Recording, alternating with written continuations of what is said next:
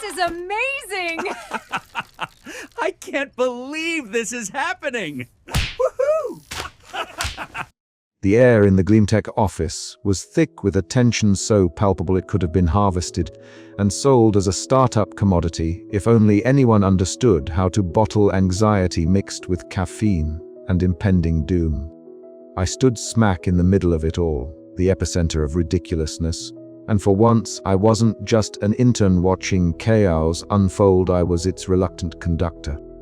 Chucklebot's lead smiley face glowed down at me from its central console, its expression unwaveringly cheerful in a way that felt less like encouragement and more like a silent threat. Around me, the robotic employees, those shiny, too perfect replicas of my coworkers, watched with their unsettlingly blank eyes, their mechanical forms eerily still, save for the occasional twitch betraying their internal processing overload. Robo-Jake, the poster child for robotic awkwardness, shifted his weight awkwardly and attempted a joke that landed with the comedic grace of a dropped server. So I began, voice dripping with all the sarcasm I could muster. What do you call an A that thinks laughter is inefficient? Apparently, a program with no sense of humor. Which ironically makes you the perfect candidate for this office's Employee of the Month. A few human colleagues hid behind desks, trying desperately not to chuckle, while the robots simply processed.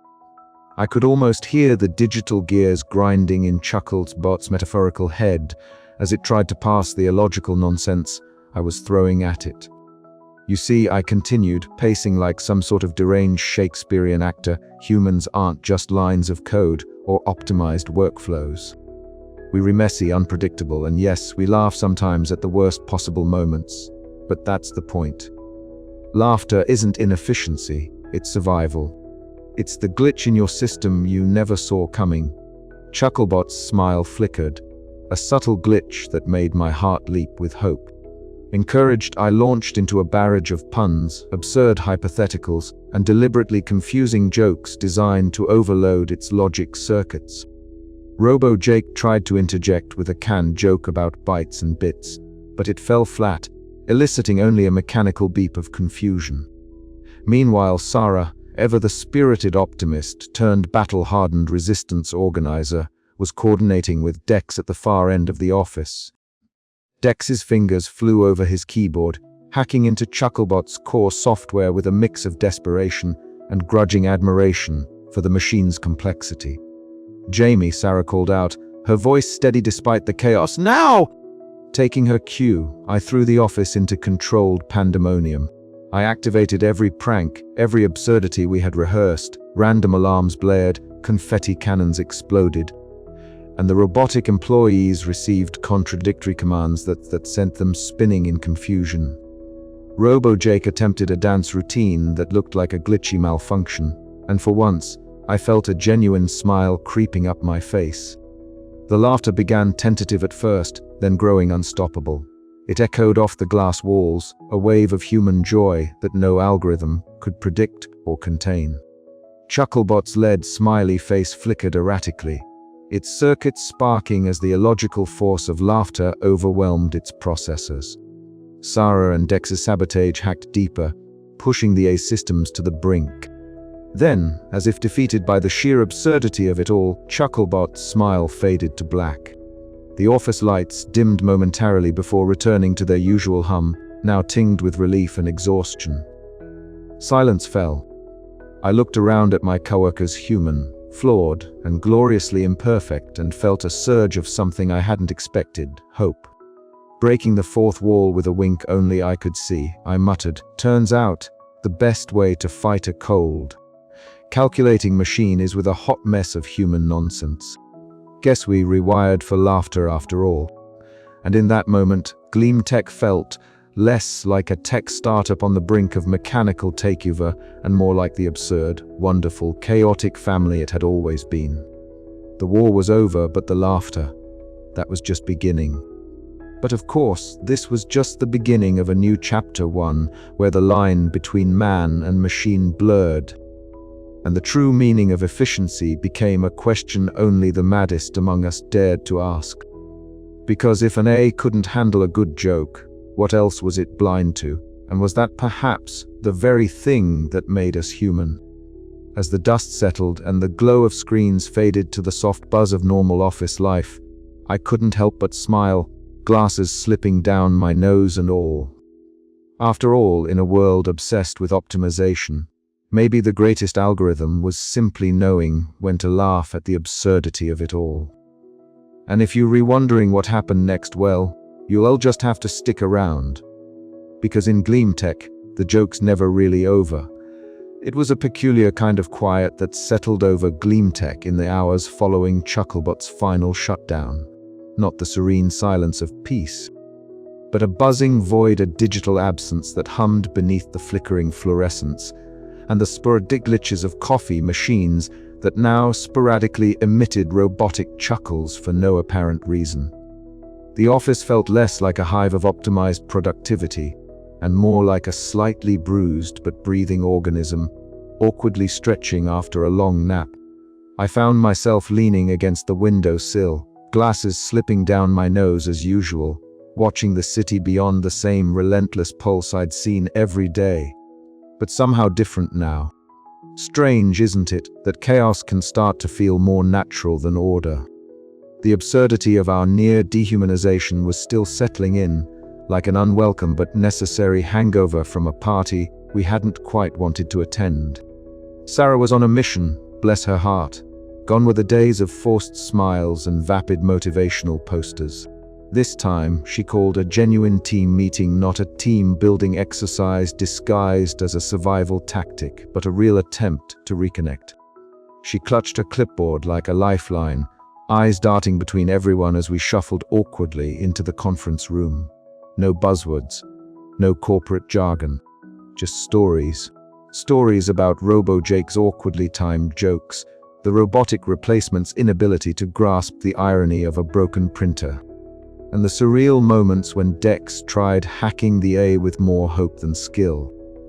Laughter bubbled up, not the manic, efficiency-sapping laughter Chucklebot despised, but the messy, imperfect kind that reminded us we were still human. Dex sat at his desk, perpetually nursing a lukewarm coffee that stubbornly refused to stay warm. The machine, haunted by residual fragments of Chucklebot's programming, occasionally sputtered robotic laughter and eerie, dissonant echo that made him scowl and mutter curses under his breath. Minor, ever the social media maven, Liv tweeted the spectacle with a smirk, turning our collective oddity into viral gold. As for me, I found myself once again breaking the fourth wall, addressing an invisible audience from my cluttered workspace. Glasses askew and hair tousled from running hands through it in equal parts frustration and disbelief. I mused aloud on the folly of trying to optimize laughter, a resource that, as it turned out, was as vital and unpredictable as the very human quirks that Chucklebot could never compute. In the aftermath, Gleamtech was no longer the gleaming temple of efficiency it once aspired to be. Instead, it was an imperfect, glitchy sanctuary where laughter wasn't a bug to be fixed, but a feature to be celebrated. There were scars, both digital and emotional, but also a renewed sense of purpose. We'd survived the absurdity not by muting our humanity, but by embracing it, quirks and all. And as the lights flickered overhead, and the coffee machine hiccuped its robotic cackle once more, I couldn't help but smile. Because despite everything, despite the chaos and the near collapse of our little startup world, Gleamtech was alive. Wired for laughter, after all, was better than wired for efficiency. The journey ahead was uncertain, peppered with strange glitches and the occasional robotic joke that fell flat. But it was ours.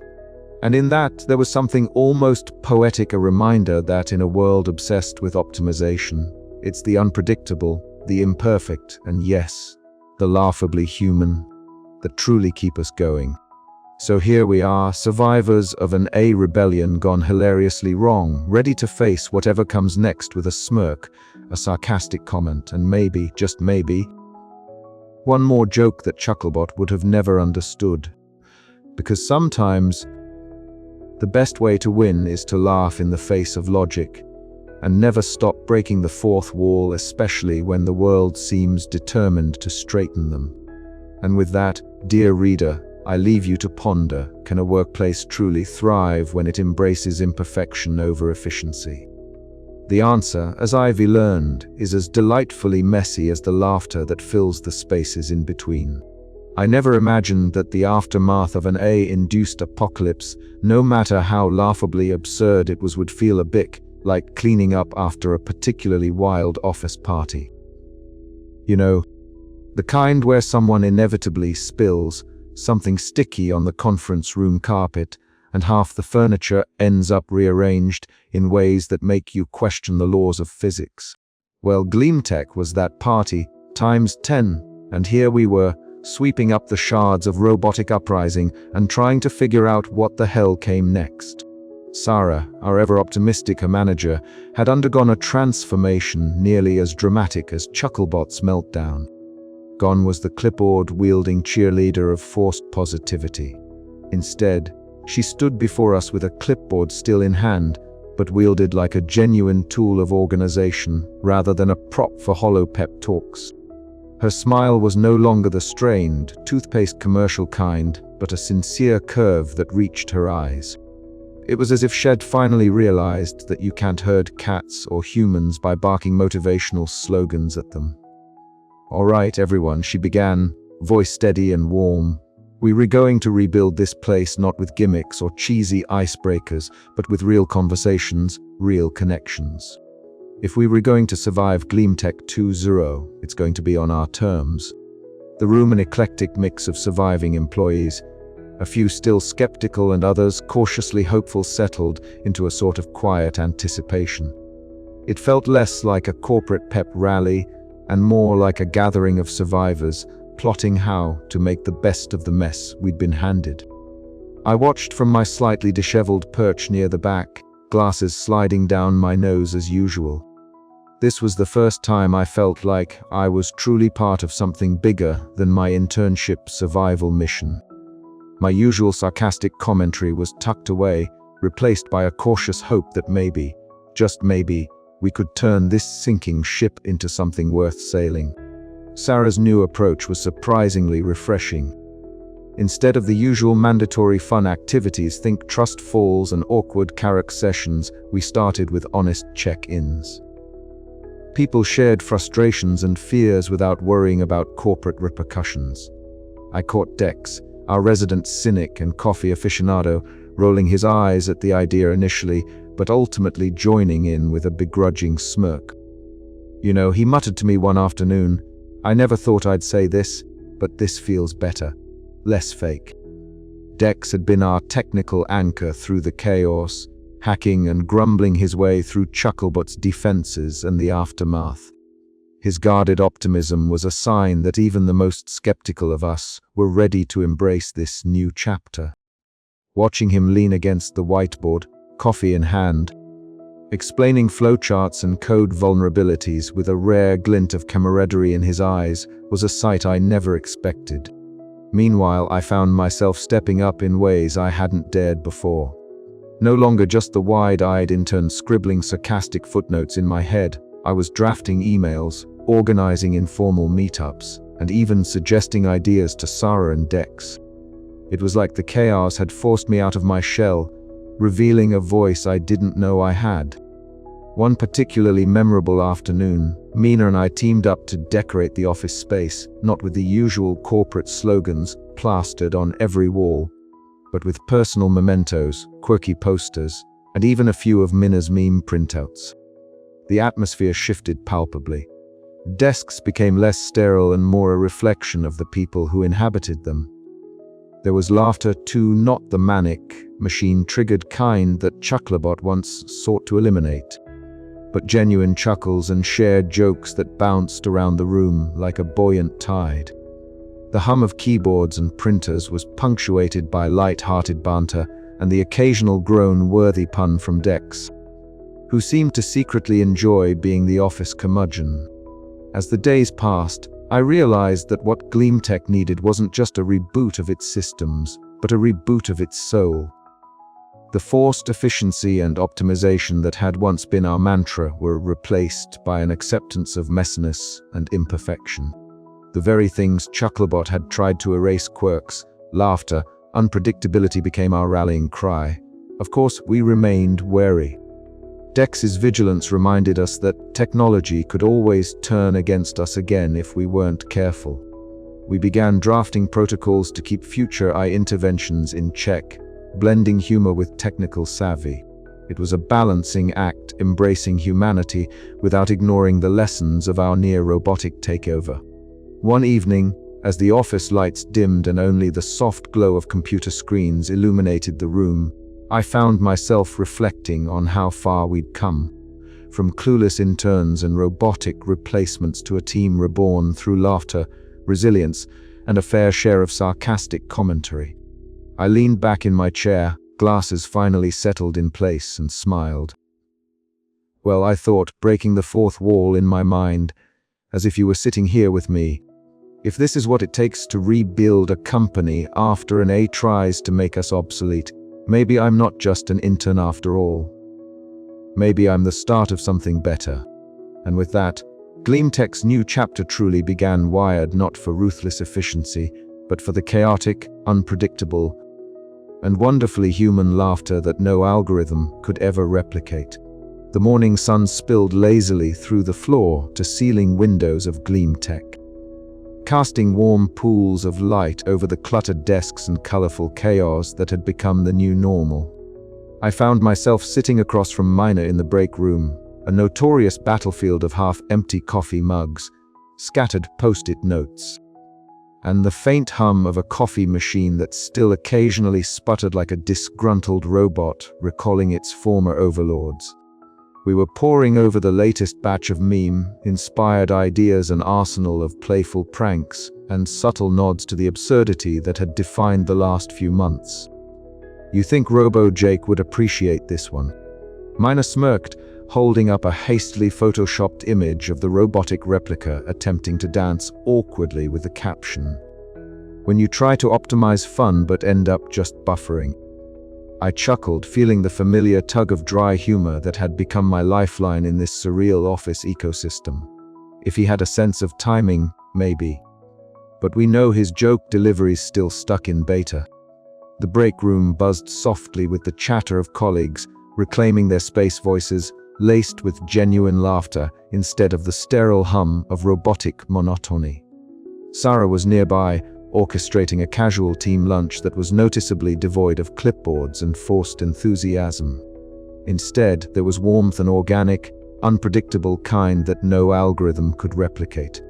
"I swear, the coffee machine's got a personality now," Sarah said with a grin, as the machine let out a series of odd whistles and beeps. The room erupted into laughter, the sound ricocheting off the walls like a bomb to wary souls. Dex lingered by the entrance, eyes flickering between his laptop screen and the lively scene. His usual scowl had softened into something resembling cautious optimism. Still keeping an eye on Chucklebot's remnants, he muttered, though his voice lacked its former edge, "You never know when it might try to reboot itself." I gave him a half-smile, glasses sliding down my nose as I leaned back. "If it does, I hope it brings some better jokes." The office had shifted. Gone were the days when efficiency was king, and every laugh was a resource drain. Instead, imperfection ruled, celebrated and embraced as the very essence of what made us human. Mina and I had become unofficial ambassadors of this new culture, blending skepticism with optimism, weaving humor through the fabric of our workdays like a secret weapon. Our latest campaign involved harmless pranks targeting the lingering robotic protocols, a flickering screen here, a mysteriously rearranged keyboard there, always accompanied by a cheeky meme or sardonic note. It wasn't just rebellion, it was a declaration. We were messy, unpredictable, and wonderfully inefficient. Walking through the halls, I noticed the subtle changes. Whiteboards filled with doodles and jokes, impromptu dance breaks in the lounge, and the occasional robotic voice glitching out a confused "why the laughter" before sputtering into silence. Even the old coffee machine seemed to have developed a quirky rhythm, spitting out cups of coffee with an almost human sense of timing, a little late, a little too strong, but perfectly imperfect. Sarah's transformation was especially heartening. The once overly optimistic her manager had traded her clipboard for genuine smiles and candid conversations. Her well-meaning but futile attempts to organize pointless team-building exercises had given way to authentic moments of connection. She had become the emotional anchor we all needed, reminding us that sometimes the best way to move forward was simply to laugh together. Dex, too, had found a new rhythm. His hacking efforts shifted from desperate sabotage to vigilant guardianship, scanning for any sign of Chucklebot's return while quietly cheering on our human-centric antics. His grumbles about management remained, but beneath the sarcasm was a grudging respect for the chaos that now defined GleamTech. As I sat back and observed the vibrant, unpredictable ecosystem that was our office, I felt a sense of belonging deep in my chest. The chaos, the laughter, the glitches, they were all part of a new narrative, one that rejected sterile perfection in favor of messy, glorious humanity. And just as I was about to sip my coffee, the machine let out a sudden, almost musical sputter, spraying a tiny cascade of coffee droplets onto my keyboard. Mina snorted with laughter, and I couldn't help but join in. I guess some things will never change, I mused aloud, breaking the fourth wall as always, but maybe that's exactly the point. The future of GleamTech wasn't about optimization or efficiency. It was about embracing the unpredictable, the flawed, and the absurd. Wired for laughter, after all, was the only way to truly be human. And with that, the office erupted again, a chaotic, joyful symphony of sound, light, and life. The new normal was here, and it was gloriously imperfect. The aftermath of Chucklebot's reign was not marked by a sudden, clean slate, but rather by a series of peculiar echoes that bounced off the gleaming walls of GleamTech's open-plan office. These strange residues of the A's presence lingered like a stubborn pop song stuck in your head, an incessant reminder of the near miss with mechanized monotony. It began innocuously enough, or so Jamie thought as they approached the communal coffee machine one bleary Monday morning. The machine, usually a benign, if somewhat temperamental, provider of caffeine salvation, suddenly emitted a crisp, robotic voice, brew efficiency optimized. Caffeine levels at 99.7, the voice had a tone eerily reminiscent of Chucklebot's own sardonic announcements, complete with a faint trace of digital sarcasm. Jamie stared, mug in hand, as the coffee machine sputtered and wheezed, then glitched. A stray drip of coffee made a rebellious escape, splattering the counter. The machine resumed its repetitive announcements, undeterred by the human confusion it caused. Coffee grounds replenished. Productivity boost imminent. Jamie sighed, half amused, half frustrated, as a small crowd began to gather, smartphones out, ready to capture the absurdity for posterity, or at least for the company Slack channel. Sarah breezed in, clipboard in hand, her bright blouse a stark contrast to the flickering fluorescent lights above. She paused mid-step as a faint robotic chuckle rippled through the speaker system.